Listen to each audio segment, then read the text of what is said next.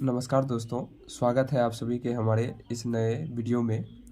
आज आपको हम बता दें कि आज हम ट्राइगोनोमेट्रिक त्रिकोणमिति क्लास 10th का जो सब बच्चे के मन में डर रहता है, कैसे पढ़े कैसे समझे, कुछ समझ में नहीं आता है, तो आप सबको बता दें आप लोग का परेशानी आज से हम ख़त्म कर देंगे और टोटल वीडियो हम स्टेप बाय स्टेप आपको हर लेक्चर में प्रोवाइड कर देंगे। ठीक है, तो आप लोग जो जितना भी टेंशन ले रहे हैं क्या त्रिकोणमिति बहुत हार्ड है, ऐसे है वो है, बहुत सुनते होंगे कि त्रिकोणमिति समझ में नहीं आता है, तो आपको हम पूरा एकदम बच्चा लेवल से, जो बच्चा है ना, बच्चा जो दूध पीने वाला बच्चा है उसको भी समझ में आ जाएगा, ऐसे आज हम आपको पढ़ाने वाले हैं। ठीक है, तो धड़ाक से अपना कॉपी पेन लीजिए और धड़ाक से जो है अपना कॉपी खोलिए और लिखना स्टार्ट कर दीजिए और हमें जो बोल रहे हैं और जो समझा रहे हैं उसको थोड़ा सा समझने का प्रयास करिएगा।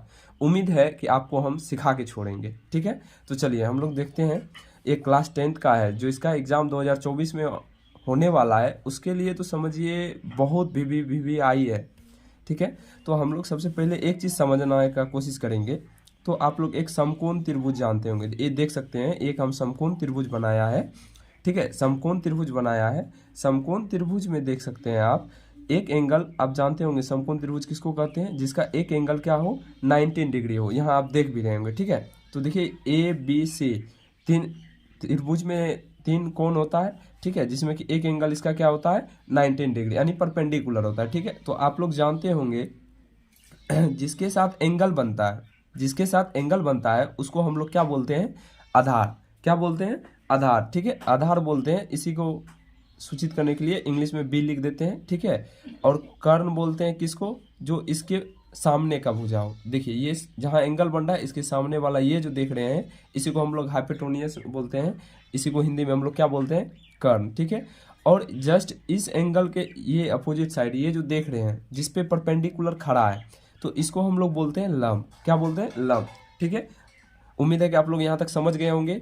ABC बी समकोण होना चाहिए और जो इसके सामने वाला एंगल है उसको हम लोग बोलते हैं कर्ण, हाइपोटेन्यूस, और इसको परपेंडिकुलर, ये लंब हो गया, ये आपका बेस हो गया, आधार। ठीक है, समझ में आ गया यहाँ तक।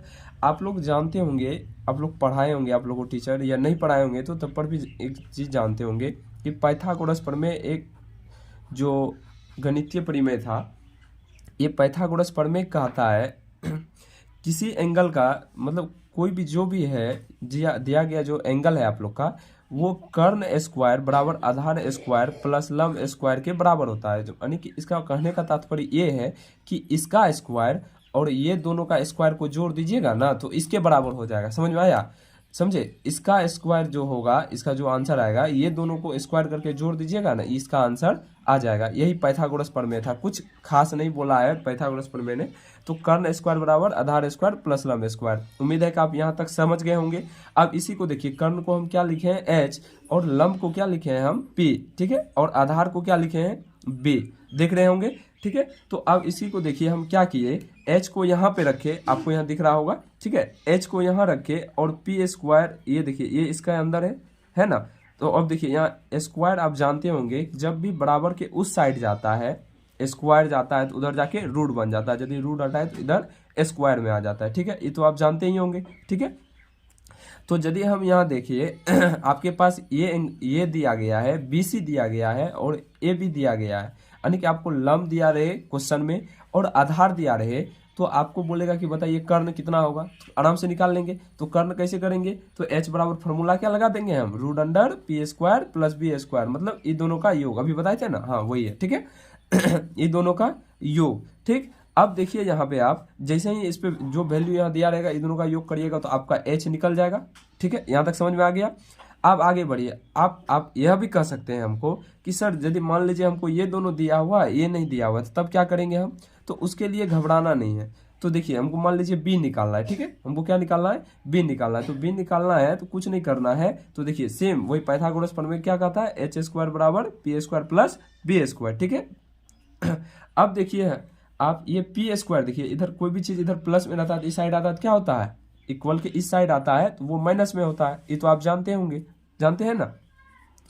अब देखिए ये पी स्क्वायर प्लस में था तो इक्वल के इस साइड लाए तो ये माइनस में हो गया, इधर क्या बचा बी स्क्वायर। तो अब देखिए इसको हम क्लियरली लिखे तो बी स्क्वायर बराबर H square minus P square. ठीक है, समझ में आ गया यहाँ तक। अब देखिए हम ओनली बी, हमको तो बी का वैल्यू चाहिए था ना। तो देखिए बी के लिए हम क्या करेंगे, ए स्क्वायर को उधर भेजेंगे तो रूट अंडर में क्या हो जाएगा H square minus P square होगा। यहाँ तक समझ में आ गया। अब बी भी हम इस तरह निकाल सकते हैं, ठीक है, कोई दिक्कत नहीं ना। अब देखिए यहाँ से अब हमको क्वेश्चन में क्या कहेगा कि अब सर हमको लंब कैसे निकालेंगे, तो लंब निकालने के लिए भी आपको कुछ नहीं करना होगा, बस ये लंब को देखिए ये सेम वही फॉर्मूला है। तो हम क्या करेंगे अब की बार जो है हम पी को हमको निकालना है ना, तो पी को इस साइड रखेंगे, बाकी बी को इस साइड भेज देंगे अपोजिट साइड। तो देखिए यहाँ पी स्क्वायर बराबर क्या हो जाएगा H square minus B square. ठीक है, तो पी बराबर यदि निकालना चाहे तो root under H square minus B square होगा। क्या आप लोग को यहाँ तक वीडियो समझ में आ गया। अब देखिए त्रिकोणमिति का ये सबसे बड़ा बेस है। ठीक है, यहाँ तक यदि आपको समझ में आ गया होगा तो अच्छा से इसको नोट्स कर ले, फिर नेक्स्ट वाले वीडियो में आपको बताएंगे आगे क्या करना है, कैसे बताना है, और हर एक सवाल आपका एक्सरसाइज का आपसे ही सॉल्व करवाएंगे, हम सॉल्व नहीं करके देंगे, आप चुटकियों में उसको सॉल्व कर देंगे, जो नहीं होगा उसका सॉल्व हम कर देंगे। ठीक है, वीडियो देखने के लिए दिल से धन्यवाद, थैंक यू। मिलते हैं नेक्स्ट वाले वीडियो में, तब तक के लिए धन्यवाद।